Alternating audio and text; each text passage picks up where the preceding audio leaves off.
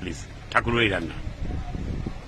এর আগে যতবারই শুটিং এ এসেছি শান্তিনিকেতনে, বোলপুরে, আমি এর আগে দু জায়গায় খেয়েছি, বনলক্ষ্মী আর বরিশাল। কিন্তু ঠাকুরবাড়ির রান্না এটা আমি কেন মিস করে গেছি আমি বুঝতে পারছি না।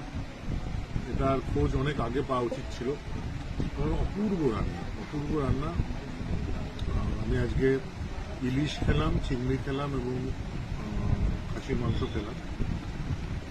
ইলিশটা খুব ভালো, ইলিশটা আমি শুনলাম মানিকতলা মার্কেট থেকে আসে, এবং মাংসটা এত সফট, এত ভালো সেদ্ধ হয়েছে, কিছু বলার নেই। আর ঝোলটাও একদম টিপিক্যাল যে রোববার যে ঝোলটা হয়, বাঙালির যে চিরাচরিত যে মাংসের ঝোল রোববারের, সেইটা একদম একদম সেইটা।